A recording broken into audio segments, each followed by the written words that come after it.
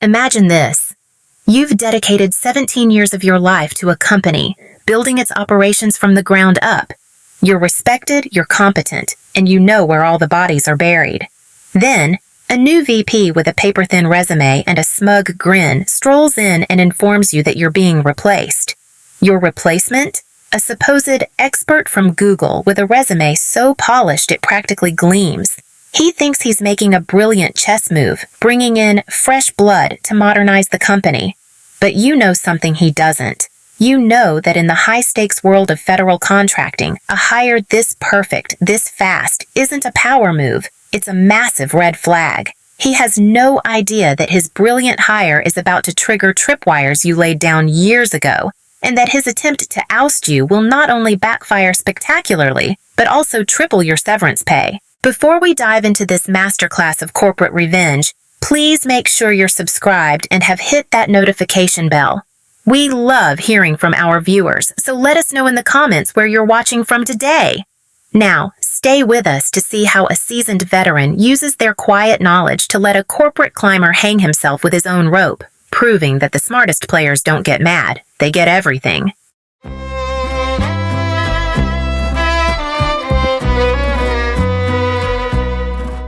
I knew something was off the second he leaned back in that glass fishbowl he calls an office, the city skyline behind him like he'd personally built it. He was grinning that smug, I've already won kind of grin and tapping a gold pin against his desk like he was conducting an orchestra only he could hear. Your replacement, he said, drawing out each word as if savoring a fine wine, is an expert from Google. She starts on Monday. The sentence hung in the air like cheap cologne. He watched my face like a cat waiting for a mouse to twitch. I didn't give him the satisfaction. I let the silence stretch, gave him a flat, neutral nod, and adjusted the folder in my hands as if we were discussing lunch options instead of the end of my 17-year career. His smirk faltered for half a heartbeat. Inside, I was boiling. Not because I feared being replaced, but because I knew damn well that nobody from Google just lands here without a very specific reason. We're a mid-tier federal contractor, not some dream startup in Silicon Valley. You don't leave massive stock options and beanbag chairs to come manage a department full of procurement headaches and security clearance protocols unless there's a much bigger play involved. That was my first red flag. I've been in operations for too long not to smell when something is rotten. This guy, my brand new VP with the paper-thin resume padded with corporate buzzwords, thought he was pulling off a masterstroke. What he didn't realize was that I have buried more secrets in this company than he's read books in his entire life, and the wrong hire can trigger tripwires you can't just tape back over. I sat there, letting him run through his little monologue. He spun some nonsense about fresh perspectives and synergy with our future vision, like he'd stolen the phrases directly from a corporate seminar he barely understood. I didn't interrupt. The less I said now, the more space he had to hang himself later. When he finally finished his pep talk, I simply asked, "Anything else?" It caught him completely off guard. He expected me to beg for my job, to protest, maybe even to rage a little. Instead, I just walked out, passing our reflection in the glass wall, him leaning back, still trying to look victorious. Me, already halfway gone in my mind. For the rest of the day, people kept finding excuses to hover near my desk. Whispers about the new hire trickled through the office like bad coffee through a cheap filter. Supposedly, she managed security architecture for international data centers, one engineer muttered.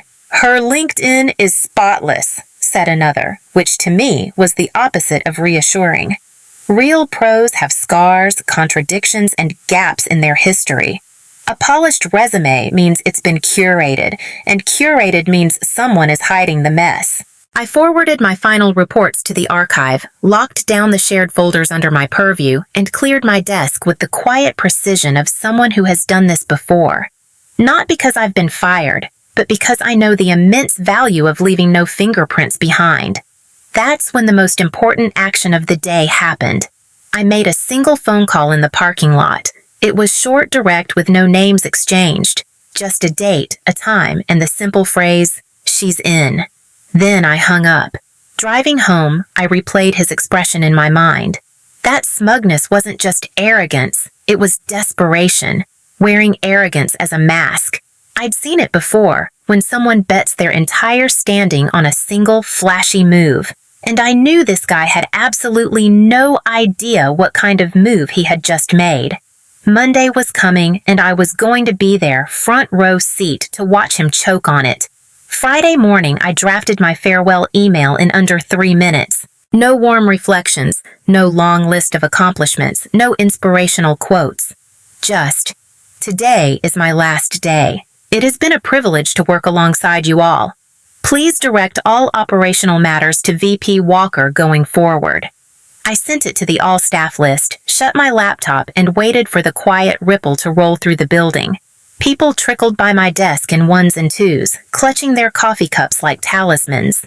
Most of them avoided eye contact until they were close enough to mumble something about being sorry to see me go. Some lowered their voices as if the walls had ears, which, in this place, wasn't paranoia. The whispers always carried the same refrain. Her resume is almost too perfect. Someone claimed she'd optimized multi-cloud infrastructures for global teams. A phrase so vague it could mean anything or absolutely nothing. Another said she'd worked in special compliance oversight for Fortune 50 clients, which was the corporate equivalent of saying, "Don't ask too many questions." I just nodded and thanked them. I didn't feed the rumor mill. The less I said, the more the pieces could arrange themselves without me having to push them. Walker probably thought I'd slink out of the building, bitter and defeated. Maybe leave a snide remark or two for HR to flag. Instead, I packed my things slowly and deliberately. Every sticky note, every pin, every old badge from past access zones went into the box. No stray traces for someone else to misinterpret. By noon, the office had settled into that awkward pre-weekend mode, people half working, half watching me in their peripheral vision. Walker hadn't stopped by my desk once, which suited me just fine. He was probably upstairs, polishing his big Monday speech about fresh blood and strategic reinvigoration. I'd let him have his moment for now. I handed in my badge at reception, feeling the weight of 17 years condensed into a small plastic rectangle and a single cardboard box. The security guard gave me a sympathetic look, but said nothing. Outside, the air smelled like late fall, sharp and metallic, with that faint hint of rain that makes you check the sky twice. I walked to my car, loaded the box into the back seat, and just stood there for a moment, letting the building loom in my rearview mirror. That's when I pulled out my phone. One call, same number as yesterday. No names, no greetings. "She starts Monday," I said, my voice low and steady. "Make sure the right people know." A pause on the other end, just the sound of breathing, then a short, "Understood." Click. The call ended. I slipped the phone back into my pocket, started the engine, and pulled out of the parking lot without looking back. From the outside, it looked like the quiet exit of a tired, middle-aged operations manager who had been replaced by someone shinier. But on the inside, I was running calculations. Not about severance or retirement, but about timing, jurisdiction, and how fast a single bad decision can metastasize when the wrong eyes are watching. The weekend stretched ahead of me like a held breath. Monday was going to be interesting. I walked back into the building on Monday morning like I had never left, my old badge replaced with a bright red visitor tag swinging against my chest. Walker had insisted I do the professional thing and come in for a proper handover. Fine by me. I wanted to see this circus with my own eyes. From the moment I stepped onto the operations floor, it was obvious he was staging a show. Walker was strutting beside his new hire like a proud car salesman with a fresh-off-the-truck luxury model. The Google expert was everything he'd promised. Sharp blazer, flawless hair, a voice calibrated to carry just far enough without ever sounding loud. Her handshake had that studied firmness you learn in a corporate training module. She introduced herself to people as if she already owned the place, tossing in buzzwords like scalability and deep compliance alignment as if she were sprinkling confetti. Within 10 minutes, she had her brand new laptop open and was already in the system. I noticed her fingers moving quickly over the keyboard, not in an exploratory way like a newcomer feeling her way around, but in a targeted way. She navigated straight to back-end dashboards that most new hires didn't even know existed in their first week. No hesitation, no asking where to find things. That's not normal for day one. That's pre-mapped. Walker beamed at her like a proud parent. He had no idea that every file she opened, every system she accessed was being logged somewhere. I still had friends watching. It wasn't my job anymore, but old habits die hard, and old allies don't forget favors. As I moved through the handover motions, pointing out standard workflows and pretending to answer her questions, I caught a glimpse of her afternoon calendar. She had a meeting blocked for 2:00 p.m. with one of our highest security clients, the kind that required not just corporate clearance, but federal-level vetting and compartmentalized access protocols. I had worked with that client for over a decade. Even I didn't get into those meetings without a month of paperwork and 3 separate approvals. Seeing her name on that invite made something in my gut tighten. I asked casually, "You already got cleared for that one?" She smiled, her eyes flat. "Walker expedited it." That was all she said before pivoting back to her dashboard. I watched the VP puff up beside her, explaining to a small knot of department heads how she was going to streamline our entire compliance infrastructure and enhance cross-platform synergy. Phrases so hollow they practically echoed in my ears. Every time he said the word Google, I could practically hear the capital G. I just nodded when he looked my way, keeping my expression perfectly neutral. But my mind was already running scenarios. That meeting wasn't just unusual for a first day. It was a powder keg. I knew what those clients were working on, who they were tied to, and exactly how sensitive their projects were. You didn't just drop a complete stranger into that room without setting off all kinds of alarms. Unless, of course, you didn't know that the alarms were already primed and waiting. The clock crawled toward lunch, the tension in my chest growing tighter with every passing minute. I could feel it in the air, that subtle electric shift when something is about to tip. Not everyone could sense it, but after 17 years, I could read this place like barometric pressure. And today, the storm was already rolling in. It was 11:46 when the air in the lobby changed. You could feel it before you saw them, that stiff, heavy shift in the atmosphere when people who don't belong suddenly walk in like they own the place. 2 men in dark suits stepped through the glass doors, both carrying the kind of quiet, imposing presence that says they weren't here for a vendor meeting or a friendly lunch. No visitor tags, no clipboards, no smiles. Just a brief, dismissive glance at the reception desk, then a direct, unbroken line toward Walker's office. The receptionist started to stand, but the taller one flashed something. Not a badge I recognized, not corporate credentials, but something metallic and fast enough that she sat right back down. They didn't sign in. They didn't ask for directions. They knew exactly where they were going. From my seat at the far end of the operations floor, I had the perfect vantage point. Walker's glass office faced the main aisle, so I caught the exact moment his body language snapped from cocky to rigid. He rose halfway out of his chair as the suits stepped inside, closing the door firmly behind them. The blinds snapped shut within seconds. The area outside his office went completely still. Keystrokes slowed. Conversations trailed off into nothing. Even the printer down the hall seemed to hesitate. People kept their eyes glued to their screens but angled their bodies ever so slightly toward the show. At 11:53, the new hire was in the break area, mid-laugh over some anecdote she was telling a couple of engineers, her fork halfway to her mouth. Her phone buzzed, probably nothing unusual, but then she looked up as a floor security guard approached, trailed by one of the suits.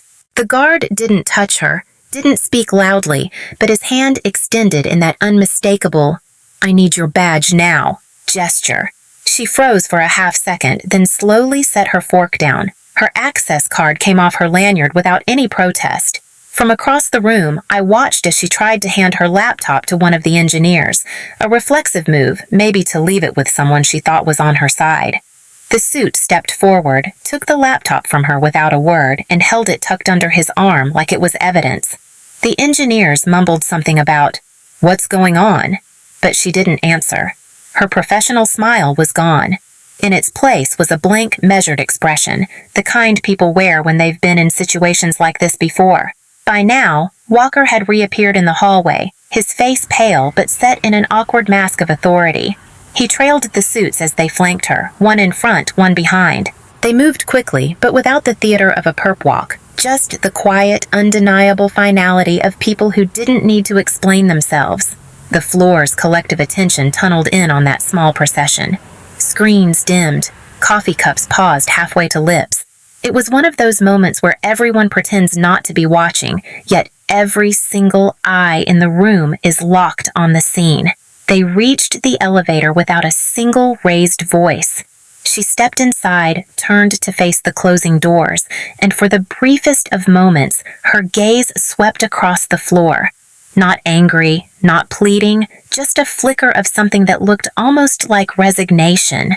Then the doors sealed shut, and the hum of the office returned in brittle, disjointed fragments. No one said it out loud, but every person in that room knew. Whatever had just happened, it wasn't a simple HR matter. This was something bigger, something that didn't end at our front doors. They didn't bring her back. The elevator ride down must have been fast, because less than a minute after those doors closed upstairs, the lobby security feed, always muted but running on a large wall monitor, caught the moment she stepped out between the two suits. Still no cuffs, no hands on her, but the geometry of their formation was unmistakable. One leading, one shadowing her flank. It was the way you move someone who isn't resisting, but who absolutely isn't free to go. From my angle, I could see Walker trailing them into the lobby like a man chasing after his own evaporating reputation. His voice didn't carry on the muted feed, but his gestures did. Palms out, half-shrugged shoulders, the universal, you can't just do this posture. He got nothing for his trouble. Neither of the suits even glanced his way. I left my desk under the pretense of getting more coffee, but positioned myself just close enough to the elevator bank to catch the sound when the next car arrived. Walker came back up alone, his face flushed, his tie askew. He muttered something into his phone, pacing back and forth. Then, like a ripple starting at the far edge of the floor, the whispers began to thread from cubicle to cubicle. Someone from reception had come back upstairs with a sliver of intel. Not official, just something they'd overheard when one of the suits stepped aside to answer a call. 2 words stood out in the retelling. Active investigation. That was enough to spark every conspiracy circuit in the building. But the real kicker came from one of the network admins, who swore he'd caught another fragment when the shorter suit flashed his ID at the front desk. Federal jurisdiction. The words passed like contraband from ear to ear. Federal jurisdiction meant this wasn't a corporate audit, and it sure as hell wasn't about her paperwork being lost in the onboarding process. This was bigger, sharper, and operating on a plane that Walker didn't even have a map for. I could feel the whole floor leaning toward the story, desperate for more pieces of the puzzle. People stared harder at their screens, pretending to work while their ears scanned for any new clue. Someone joked under their breath about clearing their browser histories. Someone else immediately shushed them. Walker reappeared at his office door a few minutes later, barking into his phone. His voice was low but tight, the kind that comes from trying to sound in control when you're already bleeding authority. Every few sentences, he'd stop and listen, then run a hand over his hair as if he could physically press the stress back into his scalp. From my desk, I kept my head down, scrolling through old notes on my tablet like I was reviewing work for the handover. In reality, I was watching the rhythms of the office. Who Walker called first, who he avoided, and how quickly the rumor had morphed from a weird first-day glitch to this could sink all of us. The thing about federal jurisdiction is that it doesn't just end when someone leaves the building. If they had come for her here, it was because something she had done, or was about to do, intersected directly with our systems, our clients, or both. And in our world, that was the kind of intersection that came with consequences you couldn't just PR your way out of. By the time lunch officially hit, the floor had split into 2 camps. Those pretending it was none of their business, and those pretending even harder. But every single one of them was listening. By the time the cafeteria smells started drifting through the vents, Walker had already launched his damage control tour.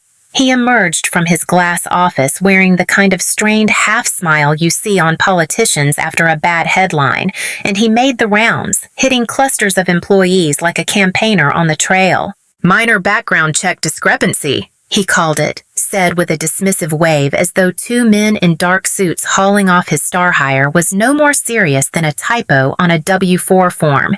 He even threw in a little laugh, the kind meant to signal, "See? I'm in on the joke." Nothing to worry about. The performance might have worked on people who were new enough not to know any better. But 17 years in this building had taught me the difference between a hiccup and a hemorrhage, and this was the latter. You could hear it in the constant low trill of his desk phone. Barely 2 minutes would pass between calls, each one sending him scurrying back to his office, closing the door and lowering his voice. By 1:15, word had filtered down from someone in the contracts department. Our biggest government client, the one with the high clearance projects and the most to lose from any kind of security contamination, had suspended all work with us, effective immediately. Not a pause, not a slowdown. A full stop pending a formal review. Translation: they were freezing us out until someone in a very tall building downtown decided we were clean again. And that was going to take a hell of a lot more than a vague PR statement. The silence that followed that news was different from the earlier gossip buzz. This one had weight.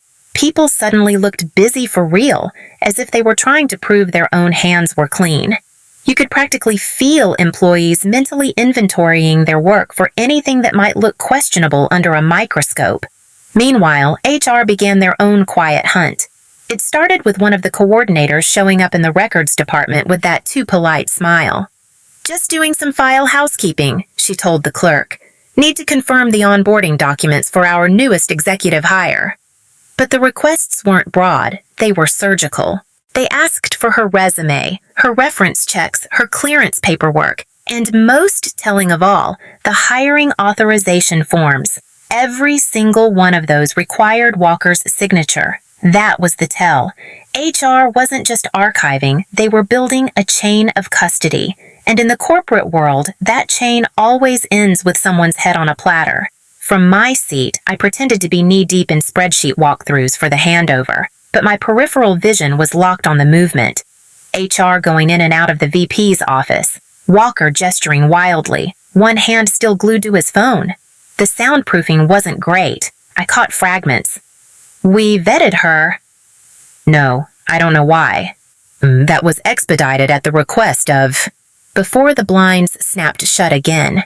It was unraveling faster than even I had expected. The new hire, who was supposed to be his crown jewel, had turned into a ticking bomb, and every second she had been in the building was now radioactive. The client freeze was only the first domino, and those HR document requests? That was someone upstream, sharpening the knife.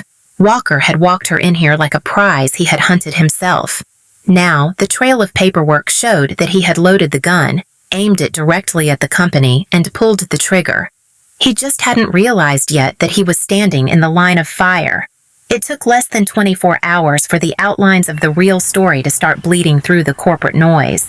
You just had to know which threads to pull, which silences meant more than the words people were speaking. One of my old contacts in the compliance department, someone who owed me for keeping their neck off the chopping block years back, slid past my desk under the pretense of needing to borrow an HDMI cable. As she was coiling it, she murmured, low enough that anyone watching would just see casual chatter. "She's not who she said she was. Not even close." The pieces began clicking together faster than I could keep my face neutral. The Google expert wasn't just a ringer with a suspiciously polished resume. She was an active target in a federal fraud investigation. Not a suspect, not a maybe, a target. There's a difference. It meant that someone, somewhere, had already built a case strong enough to watch her every move. And today, she had waltzed straight into their line of sight. The high-security client she was supposed to meet with at 2 o'clock? They weren't just a government account. They were one of the investigative agencies working that very same case. I had been in those rooms before. I knew how they operated. If she had shown up in front of them wearing our company badge, it wouldn't have been a handshake and a chat. It would have been an on-the-spot takedown in front of one of our most valuable contracts. But she never made it that far. The second her badge hit our system that morning, the back end had triggered an automated compliance scan. Normally, it's just a box-ticking process, checking clearances, validating identities, running background pings. But with her, it had lit up like a Christmas tree. Federal watch list hits, ongoing case markers, and internal red flags were flashing in 3 separate security divisions. And because she was tied to us now, those alerts didn't just go to our IT team. They fed directly into the agency's own secure channels. Within minutes, every contract we had with that client and with any connected agency was frozen. Millions of dollars locked down before she had even finished her morning coffee. Walker, of course, had no clue any of this was in motion. He thought he had pulled off some genius coup by fast-tracking her into the role. What he had actually done was invite a federal target into systems that handled classified project data. He had put our security clearances, our client relationships, and our entire compliance history under a microscope we couldn't possibly wiggle out from under. The best part? None of this was a surprise to certain people. People I had spoken to hypothetically in parking lots on Friday afternoons. The moment her hiring was official, the right eyes were already watching. I didn't plant her here, but I didn't need to. Walker had done it all to himself. All I had done was make sure the right door stayed open long enough for her to walk right through it. From the sidelines, I kept my posture loose, my expression blank, as the realization started to spread through the executive floor like an oil slick. This wasn't about a simple mix-up. This was about federal jurisdiction, frozen contracts, and a VP who had just gift-wrapped probable cause for every single agency we had ever dealt with. And that was when it hit me. The clause in my severance agreement. If the fallout from this tanked the company's revenue by more than 10% in a single quarter, my payout would automatically triple. Walker's pride was about to fund my early retirement. It was mid-afternoon when the floor went dead silent in that unnatural way. Not because anyone had told it to, but because something worth hearing was happening. Walker was at his desk, his phone pressed so tight to his ear that the cord looked ready to snap. From where I stood, halfway to the break room, I could hear every single syllable. Not because the CEO was shouting, but because his voice carried the kind of razored clarity that cuts right through walls. "You brought a federal target into our systems," the CEO said, each word dropping like a lead weight. "Do you have any idea what you've done?" Walker's free hand gripped the arm of his chair so hard the leather creaked. His lips moved, stammering something about a background check, about vetting, about expedited onboarding. The CEO cut him off. "No, stop talking. You don't expedite someone like this. You've compromised our clearance, our contracts, and my name."